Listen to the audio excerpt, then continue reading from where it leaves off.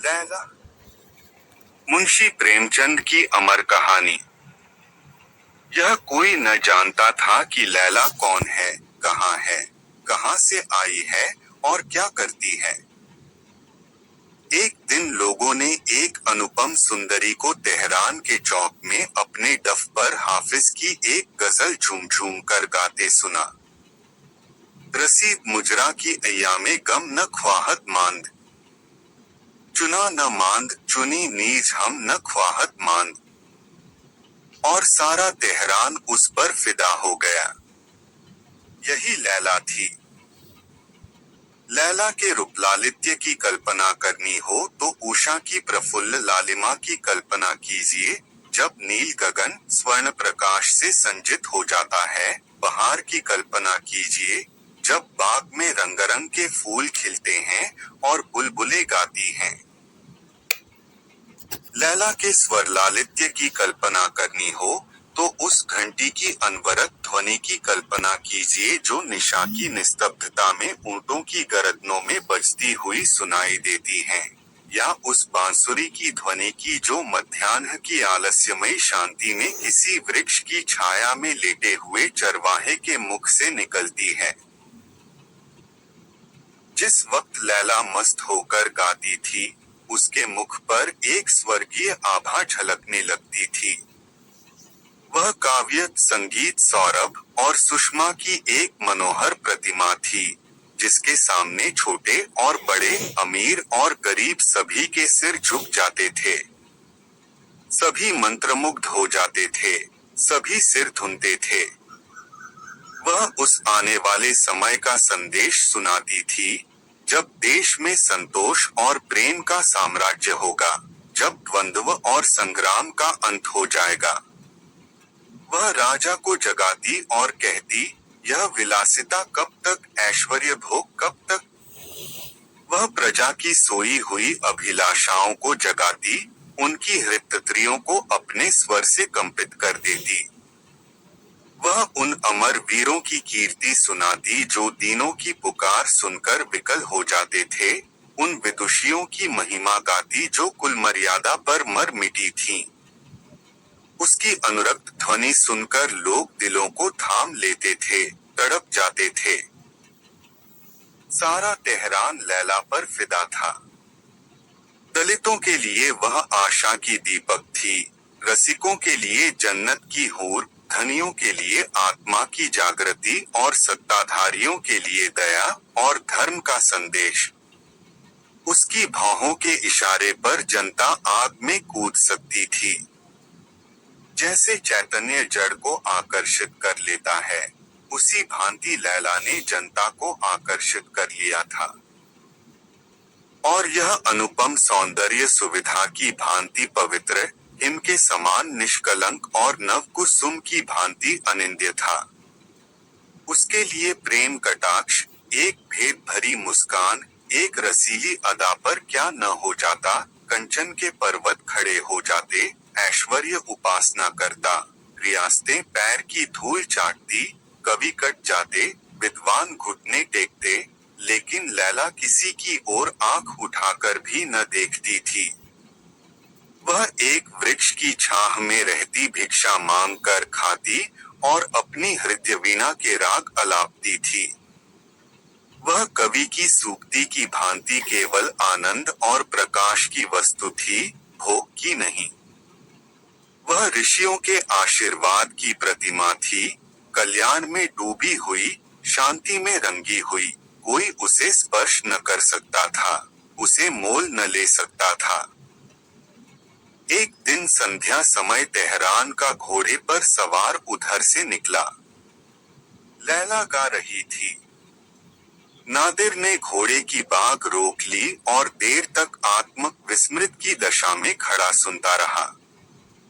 गजल का पहला शेर यह था, मरा दर्दिस्त अंदर दिल, गोयम जवा सोजद। बगैर दम दरक्षम, दर्शन की मगजी इस्तख्वा सोजद। फिर वह घोड़े से उतरकर वहीं जमीन पर बैठ गया और सिर झुकाए रोता रहा। तब वह उठा और लैला के पास जाकर उसके कदमों पर सिर रख दिया। लोग अदब से इधर उधर हट गए। लैला ने पूछा, तुम कौन हो?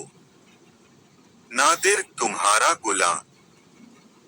लैला, मुझसे क्या चाहते हो? नादिर, आपकी खिदमत करने का हुक्म। मेरे झोपड़े को अपने कदमों से रोशन कीजिए। लैला, यह मेरी आदत नहीं। शहजादा फिर वहीं बैठ गया और लैला फिर गाने लगी। लेकिन गला थर्राने लगा, मानो वीणा का कोई तार टूट गया हो। उसने नादिर की ओर करुण नेत्रों से देखकर कहा, तुम यहाँ मत बैठो। कई आदमियों ने कहा, लैला, हमारे हुजूर शहजादा नादिर हैं। लैला बेपरवाही से बोली, बड़ी खुशी की बात है। लेकिन यहाँ शहजादों का क्या काम? उनके लिए महल है, महफिलें हैं और शराब के दौर हैं। मैं उनके लिए गाती हूँ, जिनके दिल में दर्द है, उनके लिए नहीं जिनके दिल में शौक है। शहजादा न उन्मत्त भाव से कहा, लैला, तुम्हारी एक तान पर अपना सब कुछ निसार कर सकता हूँ। मैं शौक का गुलाम था, लेकिन तुमने दर्द का मजा चखा दिया। लैला फिर गाने लगी, लेकिन आवाज काबू में न थी, मानो वह उसका गला ही न था।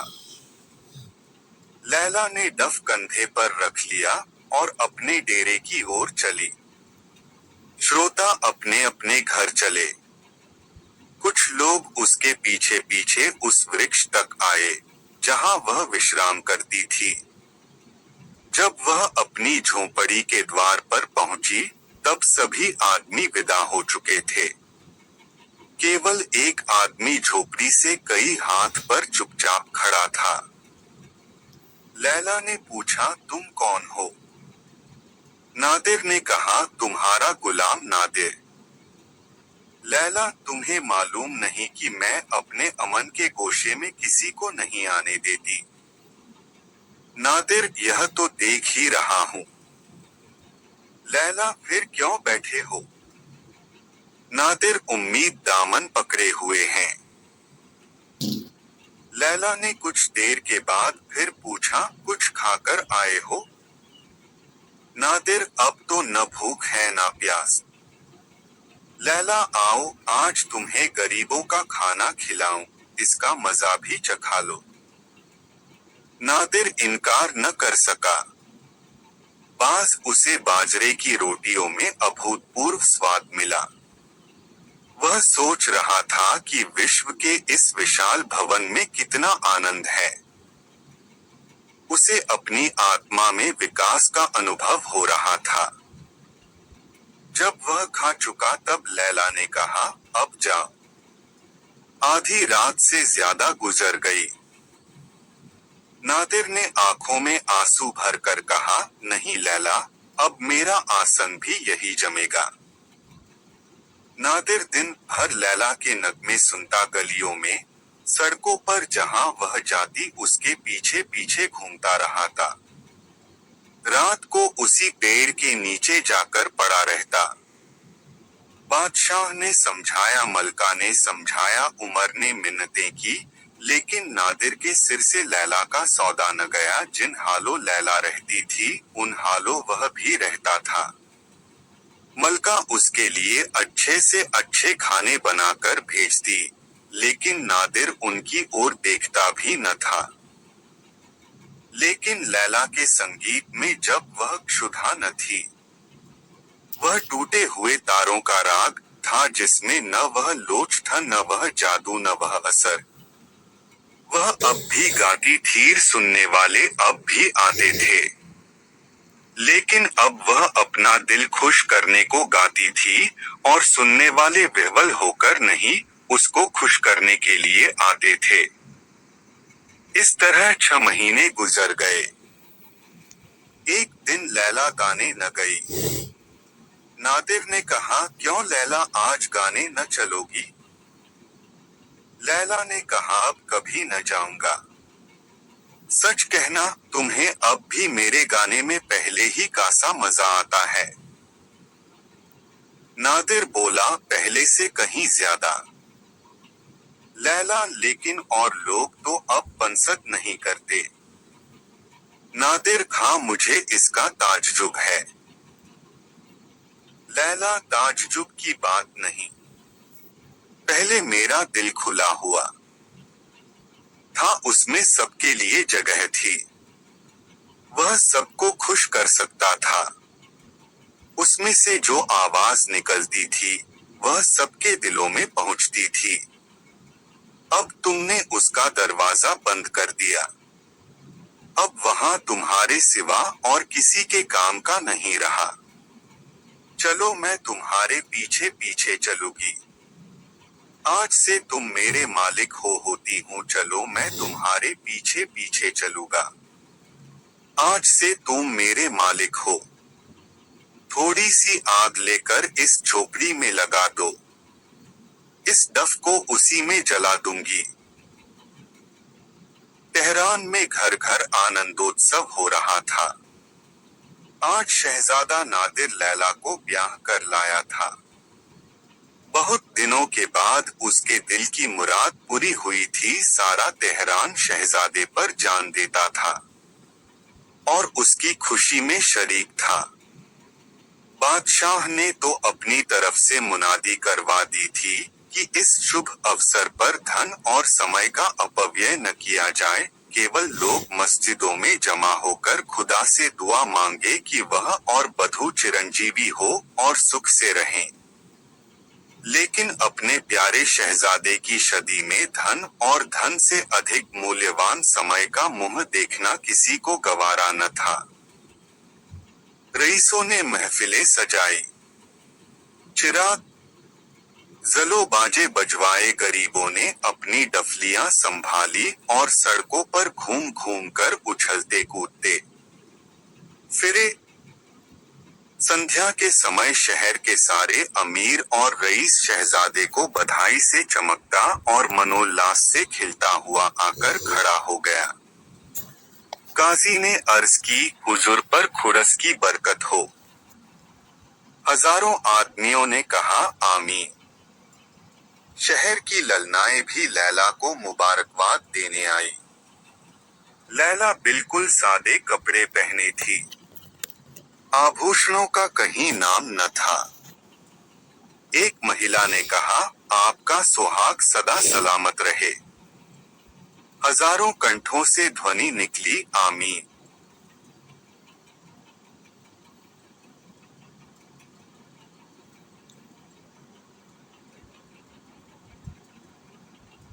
कई साल गुजर गए। नादिर अब बादशाह था और लैला उसकी मलका। ईरान का शासन इतने सुचारू रूप से कभी न हुआ था। दोनों ही प्रजा के हितैषी थे। दोनों ही उसे सुखी और संपन्न देखना चाहते थे। प्रेम ने वे सभी कठिनाइयां दूर कर दी जो लैला को पहले शंकित करती रहती थी। नादिर राजस्ता का वकील था, लैला प्रजा सत्ता की, लेकिन व्यावहारिक रूप से उनमें कोई भेद न पड़ता था। कभी यह दब जाता, कभी वह हट जाती। उनका दाम्पत्य जीवन आदर्श था। नादिर लैला का रुख देखता था, लैला नादिर का।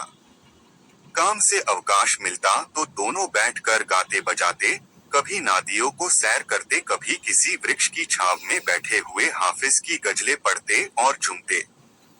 न लैला में अब उतनी सादगी थी, न नादिर में अब उतना तकल्लुफ था। नादिर का लैला पर एक आधिपत्य था जो साधारण बात न थी। जहां बादशाहों की महलसरा में बेगमों के मोहल्ले बसते थे, दर्जनों और कैडियों से उनकी गणना होती थी, वहां लैला अकेली थी। उन महलों में अब शफखाने, मदरसे और पुस्तकालय थे। जहां महलसरों का वार्षिक व्यय करोड़ों तक पहुंचता था, यहाँ अब हजारों से आगे न बढ़ता था। शेष रुपए प्रजाहित के कामों में खर्च कर दिए जाते थे। यह सारी कतर ब्योत लैला ने की थी।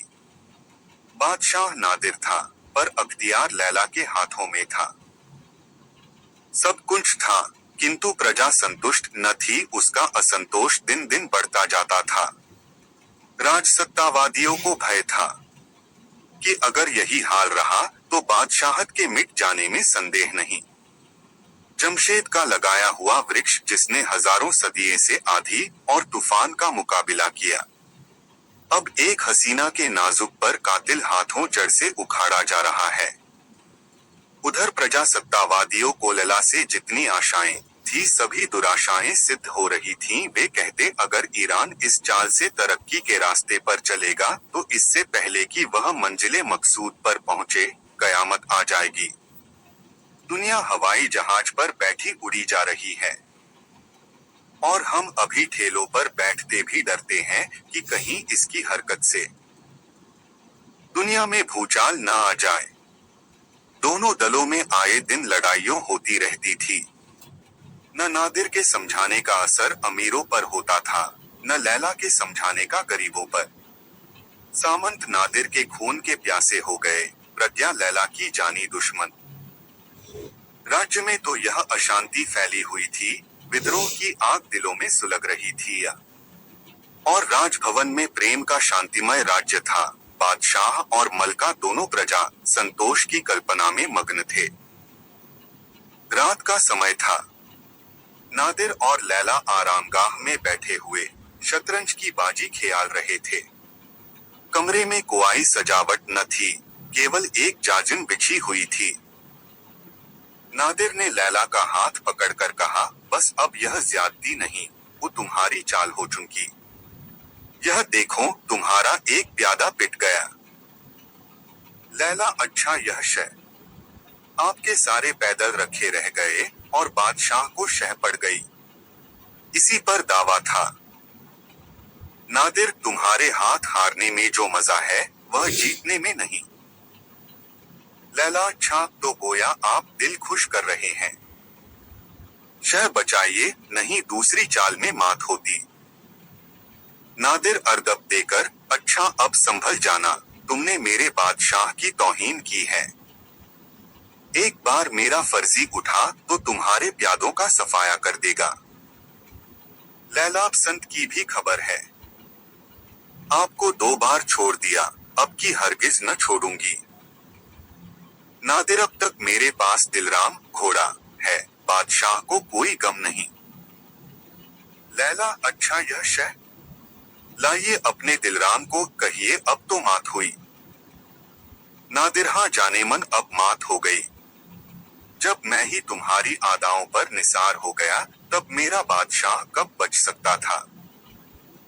लैला, बातें न बनाइए, चुपके से इस फरमान पर दस्तखत कर दीजिए जैसा आपने बात किया था।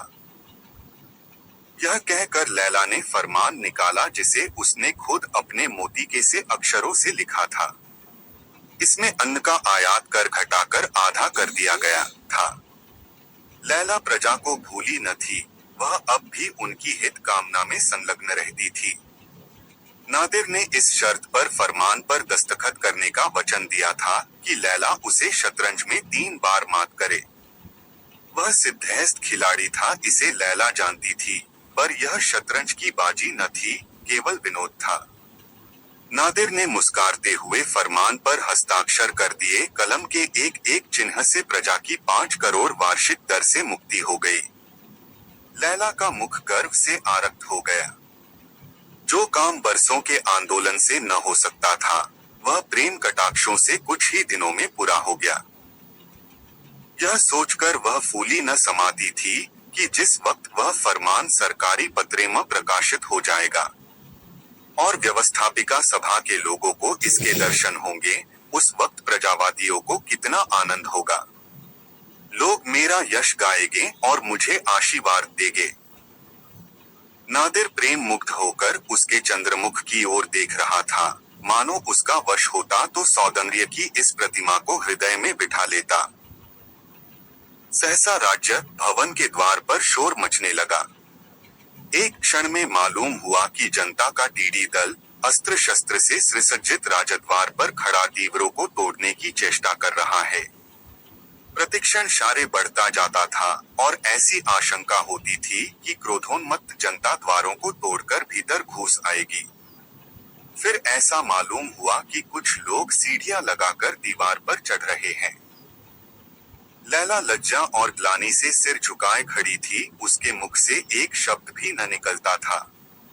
क्या यही वह जनता है जिनके कष्टों की कथा कहते हुए उसकी वाणी उन्मत्त हो जाती थी?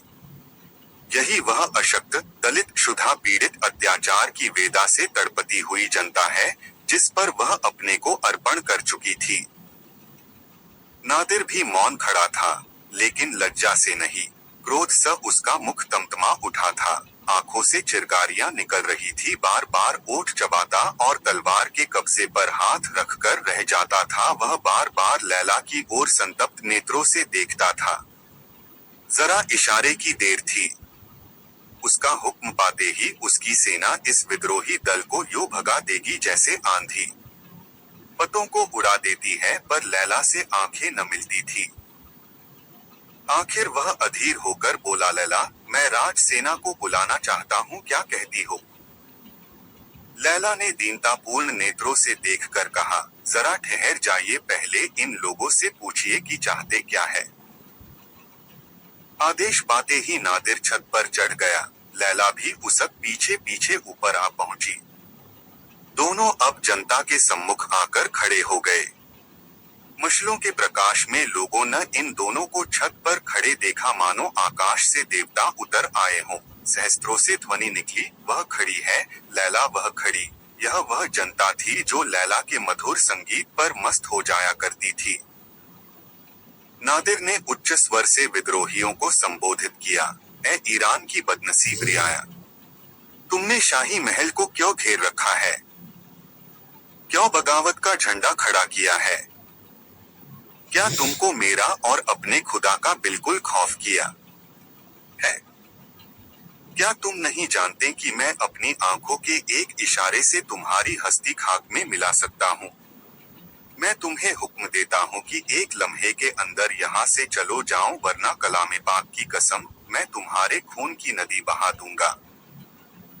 एक आदमी ने, जो विद्रोहियों का नेता मालूम होता था, सामने आकर कहा, हम उस वक्त तक न जाएंगे जब तक शाही महल लैला से खाली न हो जाएगा।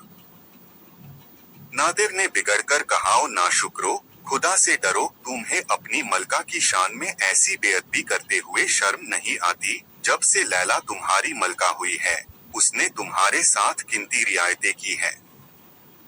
क्या उन्हें तुम बिल्कुल भूल गए? जालिमो, वह मलका है, पर वही खाना खाती है जो तुम कुत्तों को खिला देते हो, वही कपड़े पहनती है जो तुम फकीरों को दे देते हो। आकर महलसरा में देखो, तुम इसे अपने झोपड़ों ही की तरह तकल्लुफों और सजावट से खाली पाओगे। लैला तुम्हारी मलका होकर भी फकीरों की जिंदगी बसर करती है, तुम्हारी खिदमत में हमेशा मस्त रहती है। तुम्हें उसके कदमों की खाक माथे पर लगानी चाहिए, आंखों का सुरमा बनाना चाहिए। ईरान के तख्त पर कभी ऐसी गरीबों पर जान देने वाली, उनके दर्द में शरीक होने वाली गरीबों पर अपने को निसार करने वाली मलका ने कदम नहीं रखे, और उसकी शान में तुम ऐसी बेहुदा बातें करते हो। अफसोस, मुझे मालूम हो गया कि तुम जाहिल, इंसानियत से खाली और कमीने हो। तुम इसी काबिल हो कि तुम्हारी गर्दन कुंद छुरी से काटी जाए, तुम्हें पैरों तले रौंदा जाए। नादिर बात भी पूरी न कर पाया था कि विद्रोहियों ने एक स्वर से चिल्लाकर कहा, लैला हमारी दुश्मन है, हम उसे अपनी मलका की सूरत में नहीं देख सकते। नादिर ने जोर से चिल्लाकर कहा, जालिमो, जरा खामोश हो जाओ। यह देखो वह फरमान है जिस पर लैला ने अभी अभी मुझसे जबरदस्ती दस्तखत कराए हैं। आज से गल्ले का महसूल घटाकर आधा कर दिया गया है और तुम्हारे सिर से महसूल का बोझ 5 करोड़ कम हो गया है। हजारों आदमियों ने शोर मचाया, यह महसूल बहुत पहले बिल्कुल माफ हो जाना चाहिए था। हम एक कौड़ी नहीं दे सकते। लैला, लैला, हम उसे अपनी मलका की सूरत में नहीं देख सकते। अब बादशाह क्रोध से कांपने लगा। लैला ने सजल नेत्र होकर कहा, अगर रियाया की यही मर्जी है कि मैं फिर डफ बजाकर गाती फिरूं तो मुझे उज़र नहीं। मुझे यकीन है कि मैं अपने गाने से एक बार फिर इनके दिल पर हुकूमत कर सकती हूँ। नादिर ने उत्तेजित होकर कहा, लैला, मैं रियाया की तुनुक मिजाजियों का गुलाम नहीं। इससे पहले कि मैं तुम्हें अपने पहलू से जुदा करूं, तेहरान की गलियां खून से लाल हो जाएगी। मैं इन बदमाशों को इनकी शरारत का मजा चखाता हूं। नादिर ने मीनार पर चढ़कर खतरे का घंटा बजाया। सारे तेहरान में उसकी आवाज गूंज उठी। शाही फौज का एक आदमी नजर न आया। नादिर ने दोबारा घंटा बजाया। आकाश मंडल उसकी झंकार से कंपित हो गया। तारागण कांप उठे, पर एक भी सैनिक न निकला। नादिर ने 30वीं बार घंटा बजाया, पर उसका भी उत्तर केवल एक क्षीण प्रतिध्वनि ने दिया, मानो किसी मरने वाले की अंतिम प्रार्थना के शब्द हों। नादिर ने माथा पीट लिया। समझ गया कि बुरे दिन आ गए। अब भी लैला को जनता के दुराग्रह पर बलिदान करके वह अपनी राजसत्ता की रक्षा कर सकता था, पर लैला उसे प्राणों से प्रिय थी। उसने छत पर आकर लैला का हाथ पकड़ लिया और उसे लिए हुए सदर फाटक से निकला। विद्रोहियों ने एक विजय ध्वनि के साथ उनका स्वागत किया, पर सब के सब किसी गुप्त प्रेरणा के वश रास्ते से हट गए। दोनों चुपचाप तेहरान की गलियों में होते हुए चले जाते थे। चारों ओर अंधकार था। दुकानें बंद थी, बाजारों में सन्नाटा छाया हुआ था। कोई घर से बाहर न निकलता था। फकीरों ने भी मस्जिदों में पनाह ले ली थी, पर इन दोनों प्राणियों के लिए कोई आश्रय न था। नादिर की कमर में तलवार थी, लैला के हाथ में डफ था। उनके विशाल ऐश्वर्य का विलुप्त चिन्ह था। पूरा साल गुजर गया। लैला और नादिर देश विदेश की खाक छानते फिरते थे। समरकंद और बुखारा, बगदाद और हलब, काहिरा और अदन, ये सारे देश उन्होंने छान डाले। लैला की डफ फिर जादू करने मेला लगी। उसकी आवाज सुनते ही शहर में हलचल मच जाती। आदमियों का मेला लग जाता, आव भगत होने लगती। लेकिन ये दोनों यात्री कहीं एक दिन से अधिक न ठहरते थे। न किसी से कुछ मांगते, न किसी के द्वार पर जाते। केवल रुखा सुखा भोजन कर लेते और कभी किसी वृक्ष के नीचे, कभी पर्वत की गुफा में और कभी सड़क के किनारे रात काट देते थे। संसार के कठोर व्यवहार ने उन्हें विरक्त कर दिया था। उसके प्रलोभन से कोसों दूर भागते थे। उन्हें अनुभव हो गया था कि यहाँ जिसके लिए प्राण अर्पण कर दो वही अपना शत्रु हो जाता है। जिसके साथ भलाई करो वही बुराई की कमर बांधता है। यहाँ किसी से दिल न लगाना चाहिए। उसके पास बड़े बड़े रईसों के निमंत्रण आते, उन्हें एक दिन अपना मेहमान बनाने के लिए हजारों मिन्नतें करते, पर लैला किसी की न सुनती। नादिर को अब तक कभी कभी बादशाहत की सनक सवार हो जाती थी। वह चाहता था कि गुप्त रूप से शक्ति संग्रह करके तेहरान पर चढ़ जाऊं और बागियों को परास्त करके अखंड राज्य करूं, पर लैला की उदासीनता देखकर उसे किसी से मिलने जुलने का साहस न होता था। लैला उसकी प्राणेश्वरी थी, वह उसी के इशारों पर चलता था। उधर ईरान में भी अराजकता फैली हुई थी। जनसत्ता से तंग आकर रईसों ने भी फौजें जमा कर ली थी और दोनों दलों में आए दिन संग्राम होता रहता था। पूरा साल गुजर गया और खेत न जुटे। देश में भीषण अकाल पड़ा हुआ था। व्यापार शिथिल था, खजाना खाली। दिन दिन जनता की शक्ति घटती जाती थी और रईसों को जोर बढ़ता जाता था। आखिर यहाँ तक नौबत पहुंची कि जनता ने हथियार डाल दिए और रईसों ने राजभवन पर अपना अधिकार जमा लिया। प्रजा के नेताओं को फांसी दे दी गई, कितने ही कैद कर दिए गए और जनसत्ता का अंत हो गया। शक्तिवादियों को अब नादिर की याद आई। यह बात अनुभव से सिद्ध हो गई थी कि देश में प्रजातंत्र स्थापित करने की क्षमता का अभाव है। प्रत्यक्ष के लिए प्रमाण की जरूरत न थी।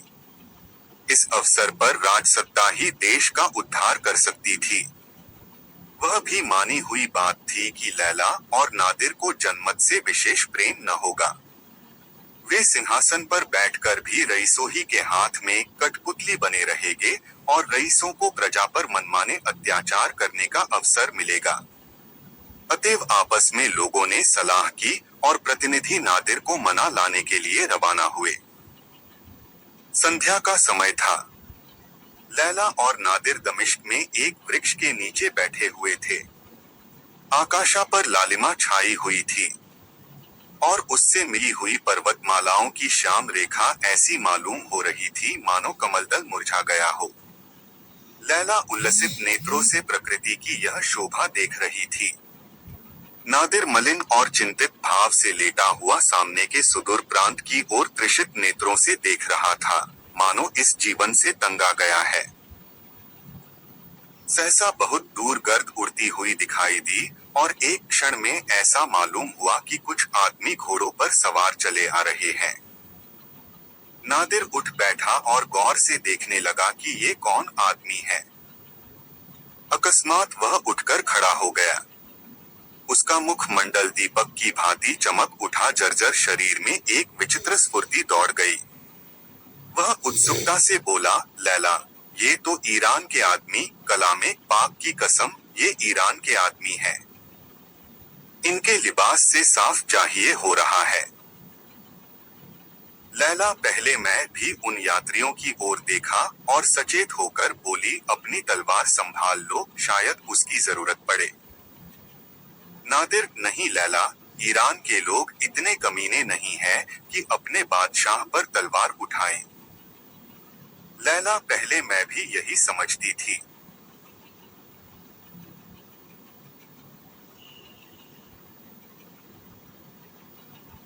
सवारों ने समीप आकर घोड़े रोक लिए। उठकर बड़े अदब से नादिर को सलाम किया। नादिर बहुत जब्त करने पर भी अपने मनोवेग को न रोक सका, दौड़कर उनके गले लिपट गया। वह अब बादशाह न था, ईरान का एक मुसाफिर था। बादशाहत मिट गई थी, पर ईरानियत रोम रोम में भरी हुई थी। वे तीनों आदमी इस समय ईरान के विधाता थे। इन्हें वह खूब पहचानता था। उनकी स्वामी भक्ति की वह कई बार परीक्षा ले चुका था। उन्हें लाकर अपने बोरिये पर बैठाना चाहा, लेकिन वे जमीन पर ही बैठे। उनकी दृष्टि से वह बोरिया उस समय सिंहासन था, जिस पर अपने स्वामी के सम्मुख वे कदम न रख सकते थे। बातें होने लगी। ईरान की दशा अत्यंत शोचनीय थी। लूटमार का बाजार गर्म था, न कोई व्यवस्था थी न व्यवस्थापक थे। अगर यही दशा रही तो शायद बहुत जल्द उसकी गर्दन में पराधीनता का जुआ पड़ जाए। देश अब नादिर को ढूंढ रहा था। उसके सिवा कोई दूसरा उस डूबते हुए बेड़े को पार नहीं लगा सकता था। इसी आशा से ये लोग उसके पास आए थे। नादिर ने विरक्त भाव से कहा, एक बार इज्जत ली, क्या अब की जान लेने की सोची है? मैं बड़े आराम से हूँ, आप मुझे दिक न करें। सरदारों ने आग्रह करना शुरू किया, हम हुजूर का दामन न छोड़ेंगे, यहाँ अपनी गर्दनों पर छुरी फेर कर हुजूर के कदमों पर जान दे देंगे। जिन बदमाशों ने आपकी परेशान किया, अब उनका कहीं निशान भी नहीं रहा। हम लोगों उन्हें फिर कभी सिर न उठाने देंगे, सिर्फ हुजूर की आड़ चाहिए। नादिर ने बात काटकर कहा, साहबो, अगर आप मुझे इस इरादे से ईरान का बादशाह बनाना चाहते हैं तो माफ कीजिए। मैंने इस सफर में रियाया की हालत का गौर से मुलाहजा किया है और इस नतीजे पर पहुंचा हूं कि सभी मुल्कों में उनकी हालत खराब है। वे रहम के काबिल है। ईरान में मुझे कभी ऐसे मौके ने मिले थे। मैं रियाया को अपने दरबारियों की आंखों से देखता था। मुझसे आप लोग यह उम्मीद न रखे कि रियाया को लूटकर आपकी जेबें भरूंगा। यह अजाब अपनी गर्दन पर नहीं ले सकता। मैं इंसाफ का मीजान बराबर रखूंगा और इसी शर्त पर ईरान चल सकता हूँ। लैला ने मुस्कुराते कहा, तुम रियाया का कसूर माफ कर सकते हो क्योंकि उसकी तुमसे कोई दुश्मनी न थी। उसके दांत तो मुझे पर थे। मैं उसे कैसे माफ कर सकती हूँ? नादिर ने गंभीर भाव से कहा, लैला, मुझे यकीन नहीं आता कि तुम्हारे मुंह से ऐसी बातें सुन रहा हूँ। लोगों ने समझा अभी उन्हें भड़काने की जरूरत ही क्या है। ईरान में चलकर देखा जाएगा। 2-4 मुखबिरों से रियाया के नाम पर ऐसे उपद्रव खड़े करा देंगे कि इनके सारे ख्याल पलट जाएंगे। एक सरदार ने अर्ज की, माजल्लाह हुजूर यह क्या फरमाते हैं? क्या हम इतने नादान हैं कि हुजूरन को इंसाफ के रास्ते से हटाना चाहेंगे? इंसाफ ही बादशाह का जौहर है और हमारी दिली आरजू है कि आपका इंसाफ ही नौशेरवा को भी शर्मिंदा कर दे।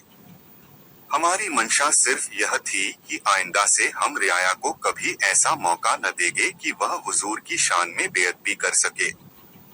हम अपनी जाने हुजूर पर निसार करने के लिए हाजिर रहेंगे। सहसा ऐसा मालूम हुआ कि सारी प्रकृति संगीतमय हो गई है। पर्वत और वृक्ष, तारे और चौंद, वायु और जल सभी एक स्वर से गाने लगे। चौंदनी की निर्मल छटा में वायु के नीरव प्रहार में संगीत की तरंगे उठने लगी। लैला अपना डफ बजा बजा कर गा रही थी। आज मालूम हुआ ध्वनि ही सृष्टि का मूल है। द पर्वतों पर देवियां निकल निकल कर नाचने लगी, आकाशा पर देवता नृत्य करने लगे। संगीत ने एक नया संसार रच डाला। उसी दिन से जबकि प्रजा ने राजभवन के द्वार पर उपद्रव मचाया था और लैला के निर्वासन पर आग्रह किया था, लैला के विचारों में क्रांति हो रही थी। जन्म से ही उसने जनता के साथ सहानुभूति करना सीखा था। वह राजकर्मचारियों को प्रजा पर अत्याचार करते देखती थी और उसका कोमल हृदय तड़प उठता था। तब धन, ऐश्वर्य और विलास से उसे घृणा होने लगती थी, जिसके कारण प्रजा को इतने कष्ट भोगने पड़ते हैं। वह अपने में किसी ऐसी शक्ति का आह्वान करना चाहती थी कि जो आत्ताइयों के हृदय में दया और प्रजा के हृदय में अभय का संचार करे। उसकी बाल कल्पना उसे एक सिंहासन पर बिठा देती, जहां वह अपनी न्याय नीति से संसार में युगांतर उपस्थित कर देती। कितनी रातें उसने यही स्वप्न देखने में काटी थी। कितनी बार वह अन्याय पीढ़ियों के सिरहाने बैठकर रोई थी, लेकिन जब एक दिन ऐसा आया कि उसके स्वर्ण स्वप्न आंशिक रीति से पूरे होने लगे, तब उसे एक नया और कठोर अनुभव हुआ। उसने देखा प्रजा इतनी सहनशील, इतनी दीन और दुर्बल नहीं है जितना वह समझती थी। इसकी अपेक्षा उसमें उछेपन, अविचार और अशिष्टता की मात्रा कहीं अधिक थी। वह सद्व्यवहार की कदर करना नहीं जानती, शक्ति पाकर उसका सदुपयोग नहीं कर सकती। उसी दिन से उसका दिल जनता से फिर गया था। जिस दिन नादिर और लैला ने फिर तेहरान में पदार्पण किया, सारा नगर उनका अभिवादन करने के लिए निकल पड़ा। शहर पर आतंक छाया हुआ था। चारों ओर करुण रुदन की ध्वनि सुनाई देती थी। अमीरों के मोहल्ले में श्री लौटती फिरती थी, गरीबों के मोहल्ले उजड़े हुए थे। उन्हें देखकर कलेजा फटा जाता था। नादिर रो पड़ा, लेकिन लैला के होठों पर निष्ठुर निर्दय हास्य छटा दिखा रहा था। नादिर के सामने अब एक विकट समस्या थी। वह नित्य देखता कि मैं जो करना चाहता हूँ वह नहीं होता और जो नहीं करना चाहता वह होता है, और इसका कारण लैला है, पर कुछ कह न सकता था। लैला उसके हर एक काम में हस्तक्षेप करती रहती थी। वह जनता के उपकार और उद्धार के लिए विधान करता, लैला उसमें कोई न कोई विघ्न अवश्य डाल देती और उसे चुप रह जाने के सिवा और कुछ न सूझता। लैला के लिए उसने एक बार राज्य का त्याग कर दिया था। तब आपतिकाल ने लैला की परीक्षा की थी। इतने दिनों की विपत्ति में उसे लैला के चरित्र का जो अनुभव प्राप्त हुआ था, वह इतना मनोहर, इतना सरस था कि वह लैलामय हो गया था। लैला ही उसका स्वर्ग थी। उसके प्रेम में रत रहना ही उसकी परम अभिलाषा थी। इस लैला के लिए वह अब क्या कुछ न कर सकता था। प्रजा की और साम्राज्य की उसके सामने क्या हस्ती थी। इसी भांति 3 साल बीत गए। प्रजा की दशा दिन दिन बिगड़ती ही गई। एक दिन नादिर शिकार खेलने गया और साथियों से अलग होकर जंगल में भटकता फिरा, यहाँ तक कि रात हो गई और साथियों का पता न चला। घर लौटने का भी रास्ता न जानता था। आखिर खुदा का नाम लेकर वह एक तरफ चला कि कहीं तो कोई गांव या बस्ती का नाम निशान मिलेगा। वहां रात भर पड़ रहूंगा, सवेरे लौट जाऊंगा। चलते चलते जंगल के दूसरे सिरे पर उसे एक गांव नजर आया, जिसमें मुश्किल से 3-4 घर होंगे। हाँ, एक मस्जिद अलबत्ता बनी हुई थी। मस्जिद में एक दीपक टिमटिमा रहा था, पर किसी आदमी या आदमजात का निशान न था। आधी रात से ज्यादा बीत चुकी थी, इसलिए किसी को कष्ट देना भी उचित न था। नादिर ने घोड़े का एक पेड़ संबाध दिया और उसी मस्जिद में रात काटने की ठानी। वहां एक फटी सी चटाई पड़ी हुई थी, उसी पर लेट गया। दिन भर तक सोता रहा, पर किसी की आहट पाकर चौंका तो क्या देखता है कि एक बूढ़ा आदमी बैठा नमाज पढ़ रहा है। उसे यह खबर न थी कि रात गुजर गई और यह फजर की नमाज है। वह पड़ा पड़ा देखता रहा। वृद्ध पुरुष ने नमाज अदा कही, फिर वह छाती के सामने अजिल फैलकर दुआ मांगने लगा। दुआ के शब्द सुनकर नादिर का खून सर्द हो गया। वह दुआ उसके राज्यकाल की ऐसी तीव्र, ऐसी वास्तविक, ऐसी शिक्षाप्रद आलोचना थी जो आज तक किसी ने न की थी। उसे अपने जीवन में अपना अपयश सुनने का अवसर प्राप्त हुआ। वह यह तो जानता था कि मेरा शासन आदर्श नहीं है, लेकिन उसने कभी यह कल्पना न की थी कि प्रजा की विपत्ति इतनी असत्य हो गई है। दुआ यह थी, ए खुदा, तू ही गरीबों का मददगार और बेकसों का सहारा है। तू इस जालिम बादशाह के जुल्म देखता है और तेरा वहर उस पर नहीं गिरता। यह बेदीन काफिर एक हसीन औरत की मोहब्बत में अपने को इतना भूल गया है कि न आंखों से देखता है, न कानों से सुनता है। अगर देखता है तो उसी औरत की आंखें से सुनता है, तो उसी औरत के कानों से अब यह मुसीबत नहीं सही जाती। या तो तू उस जालिम को जहन्नुम पहुंचा दे, या हम बेकसों को दुनिया से उठा ले। ईरान उसके जुल्म से तंग आ गया है, और तू ही उसके सिर से इस बाला को टाल सकता है। बूढ़े ने तो अपनी छी संभाली और चलता हुआ, लेकिन नादिर मृतक की भांति वहीं पड़ा रहा, मानो उसे पर बिजली गिर पड़ी हो। 1 सप्ताह तक नादिर दरबार में न आया, न किसी कर्मचारी को अपने पास आने की आज्ञा दी। दिन के दिन अंदर पड़ा सोचा करता कि क्या करूं। नाम मात्र को कुछ खा लेता।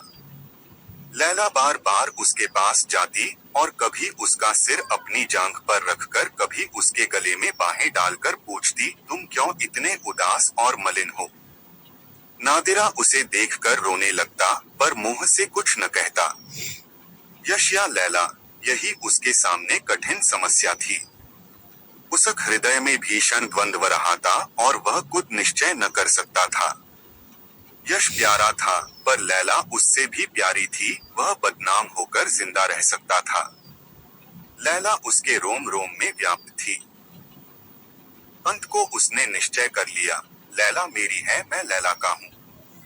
न मैं उससे अलग, न वह मुझे से जुदा। जो कुछ वह करती है मेरा है, जो मैं करता हूँ उसका है। यहाँ मेरा और तेरा का भेद ही कहाँ। बादशाहत नश्वार है, प्रेम अमर। हम अनंत काल तक एक दूसरे के पहलू में बैठे हुए स्वर्ग के सुख भोगेंगे। हमारा प्रेम अनंत काल तक आकाश में तारे की भांति चमकेगा। नादिर प्रसन्न होकर उठा। उसका मुख मंडल विजय की लालिमा से रंजित हो रहा था। आंखों में शौर्य टपका पड़ता था। वह लैला के प्रेम का प्याला पीने जा रहा था, जिसे 1 सप्ताह से उसने मुंह नहीं लगाया था। उसका हृदय उसी उमंग से उछता पड़ता था, जो आज से 5 साल पहले उठा करती थी। प्रेम का फूल कभी नहीं मुरझाता, प्रेम की नींदन कभी नहीं उतरती। लेकिन लैला की आरामगाह के द्वार बंद थे, और उसका उफ जो द्वार पर नित्य एक खूंटी से लटका रहता था, गायब था। नादिर का कलेजा सन्नसा हो गया। द्वार बदल रहने का आशय तो यह हो सकता है कि लैला बाग में होगी, लेकिन उफ कहाँ गया। संभव है वह उफ लेकर बाग में गई हो, लेकिन यह उदासी क्यों छाई है? यह हसरत क्यों बरस रही है? नादिर ने कांपते हुए हाथों से द्वार खोल दिया। लैला अंदर न थी, पंगल बिछा हुआ था, शमा जल रही थी, वजू का पानी रखा हुआ था। नादिर के पावन थर्राने लगे। क्या लैला रात को भी नहीं सोती? कमरे की एक एक वस्तु में लैला की याद थी, उसकी तस्वीर थी, ज्योतिहीन नेत्र। नादिर का दिल भर आया। उसकी हिम्मत न पड़ी कि किसी से कुछ पूछे। हृदय इतना कातर हो गया कि हद बुद्धि की भांति फर्श पर बैठकर बिलख बिलख कर रोने लगा। जब जरा आंसू थमे तब उसने बिस्तर को सूखा कि शायद लैला के स्पर्श की कुछ गंध आए, लेकिन खस और गुलाब की महक का सिवा और कोई सुगंध न थी। सहसा उसे तकिए के नीचे से बाहर निकला हुआ एक कागज का पुर्जा दिखाई दिया। उसने एक हाथ से कलेजे को संभालकर पुर्जा निकाल लिया और सहमी हुई आंखों से उसे देखा। एक निगाह में सब कुछ मालूम हो गया। वह नादिर की किस्मत का फैसला था। नादिर के मुंह से निकला, हाय लैला, और वह मूर्छित होकर जमीन पर गिर पड़ा। लैला ने पुर्जे में लिखा था, मेरे प्यारे नादिर, तुम्हारी लैला तुमसे जुदा होती है हमेशा के लिए। मेरी तलाश मत करना, तुम मेरा सुराग न पाओगे। मैं तुम्हारी मोहब्बत की लौड़ी थी, तुम्हारी बादशाहत की भूखी नहीं। आज 1 हफ्ते से देख रही हूँ तुम्हारी निगाह फिरी हुई है। तुम मुझसे नहीं बोलते, मेरी तरफ आंख उठाकर नहीं देखते, मुझे से बेजार रहते हो। मैं किन किन अरमानों से तुम्हारे पास जाती हूँ और कितनी मायूस होकर लौटती हूँ, इसका तुम अंदाज नहीं कर सकते। मैंने इस सजा के लायक कोई काम नहीं किया। मैंने जो कुछ है तुम्हारी ही भलाई के ख्याल से। 1 हफ्ता मुझे रोते गुजर गया। मुझे मालूम हो रहा है कि अब मैं तुम्हारी नजरों से गिर गई, तुम्हारे दिल से निकाल दी गई। आह, ये 5 साल हमेशा याद रहेंगे, हमेशा तड़पाते रहेंगे। यही डफ लेकर आई थी, वही लेकर जाती हूँ। 5 साल मोहब्बत के मजे उठाकर जिंदगी भर के लिए हसरत का दाग लिए जाती हूँ। लैला मोहब्बत की लौंडी थी, जब मोहब्बत न रही तब लैला क्यों कर रहती। रुखसत